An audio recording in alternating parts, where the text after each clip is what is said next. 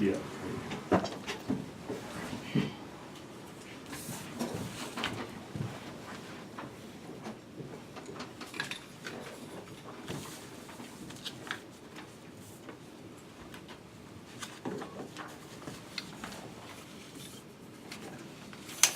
So I would like to, I have to leave right at 11:30 for a Okay. doctor appointment. I apologize for that. okay, so I would like to respond first in writing. My written comments to your February 1st letter of discipline. So the first activity that I was cited for was a septic permit cannot be issued for a lot within a subdivision before the DEQ is filed and before subdivision is given final plat approval. This may be in violation of Montana's Subdivision and Platting Act. I take full responsibility for improperly issuing the septic permit on April 26, 2018 to Connie Gebhardt or her husband prior to the filing of the final plat for this controversial subdivision was filed. The regulation governing wastewater treatment in Broadwater County, Section 10 states that no permit can be issued for any structure on that parcel of land until the certificate of subdivision approval is issued and the subdivision has received final plat. I admitted this mistake to Commissioner Delger on Monday when he handed me this letter of discipline. This subdivision had received certificate of subdivision approval, a COSA, from DEQ.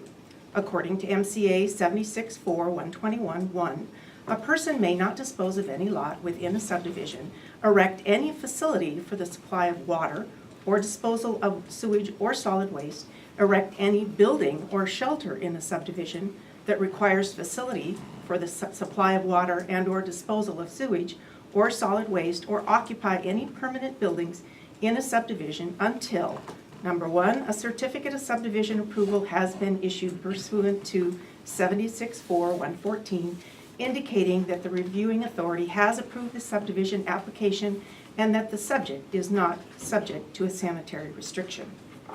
DE requires that a preliminary plat approval by local government is granted prior to issuing a COSA. However, MCA does not require that the final plat be filed before a septic permit is issued. So I am not in violation of the Montana Sanitation and Subdivision Act.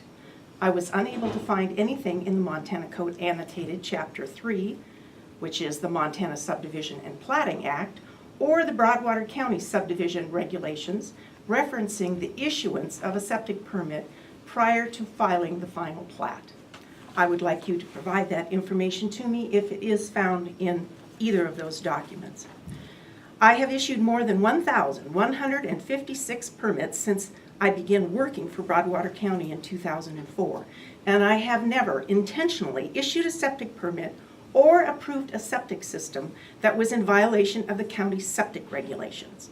Since I am not advised of any planning board meetings or updated on the status of any proposed subdivision by the planning department, I did not know that the Gebhardt subdivision hadn't received final plat approval.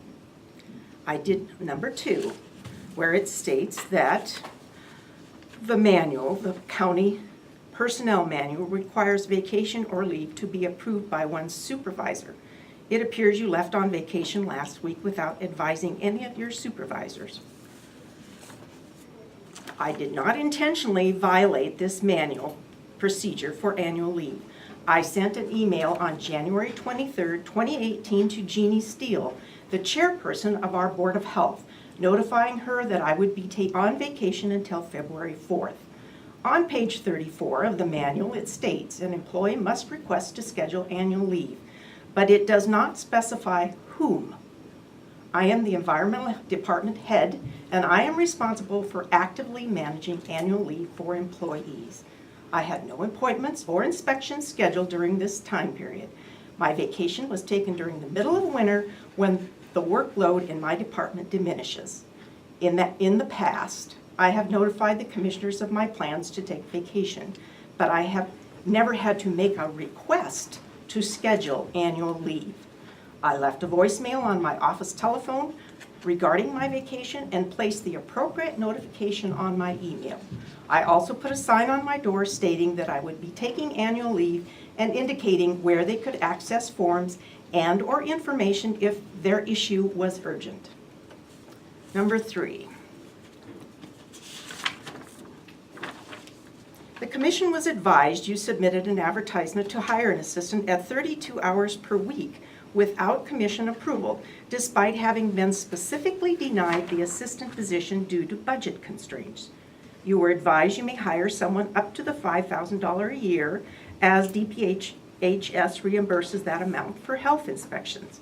This is a violation of the County Employee Manual, prohibited contact, engaging in insubordination, refusing to follow direct orders from supervision, compliance with policies, rules, and procedures, and refrain from insubordination and misuse of coworkers. My response: it was my understanding during the January 16th meeting of the Broadwater County Board of Health, which included the county commissioners, that I was given permission to advertise for a part-time sanitarian or secure a contract up to $5,000 with the registered sanitarian to conduct health inspections of licensed establishments in order to comply with our 2019 cooperative agreement with DPHHS. On or about January 19th, I discussed advertising for a part-time sanitarian with both Michelle Beebe and Debbie Kelly. I asked how much money was left in my budget to do so with the resignation of Sarah Robbins. Debbie provided that amount. I also asked them how to go about developing a request for proposal for a county contract. They were not sure and told me to discuss it with Mike Conkey, so I did. However, that task seemed daunting, so I decided to try hiring a part-time sanitarian instead. I determined that the hours could be increased from 16 hours per month to 32 hours per month if the hourly wage was reduced to a more realistic number. The county paid Ms. Robbins $35 an hour plus mileage for her work experience and the knowledge of the FDA retail food standards. Janae and I calculated that a wage of $22.25 per hour would come in under budget. However, I would need to come up with a specific job description so that Michelle could determine an appropriate hourly wage. That notion ended with Commissioner Obert's email to Michelle not to release that job advertisement. The email from Obert did not provide any explanation or justification, so I didn't pursue this matter. I don't recall when or where the commission specifically denied the assistant position. At the Board of Health meeting, I asked the board whether or not they intended to fulfill the cooperative agreement with DPHHS, and they responded with a resounding yes. Then I asked how they planned to meet those requirements. I heard both proposals stated: hiring a part-time sanitarian not to exceed the budget, or obtaining a contract not to exceed $5,000. Therefore, I do not believe that I'm engaging in insubordination, refusing to follow direct orders from supervisors.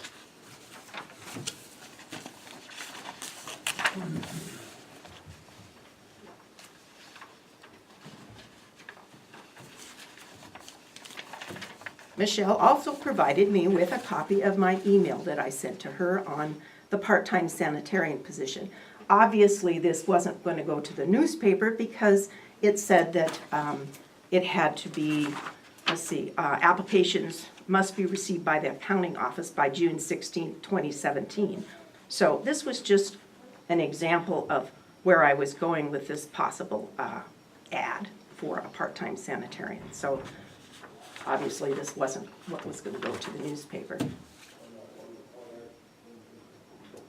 That was what we used for Sarah Robbins' hiring.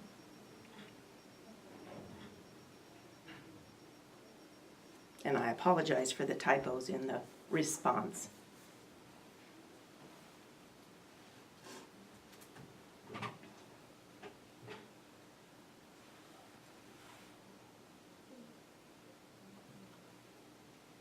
Did you have any other questions into this or anything else that you wanted clarification on?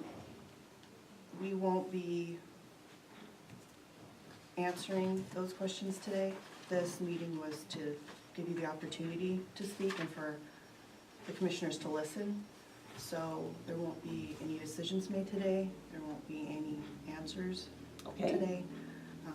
You're just going to listen to what you have to say, and then there will be a formal response at a later time. Okay, So if there's anything else that you want them to know or any other questions you have, now is your opportunity for that. all I can say is I'm just shocked that after a loyal employee has been working here for this long, that you charge me with these ridiculous accusations. I've done my job well. I am well received by the public, and I think your justification in this letter was very poorly described. So that's all I have to say. I know the idea behind all of this is getting me to quit or retire. That's not going to happen. So if you want to fire me, I guess that's your option.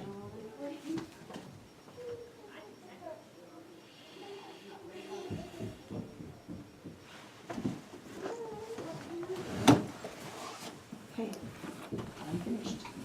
So did you submit something in writing that was basically the same as what you just said? Yes, I Okay. read it.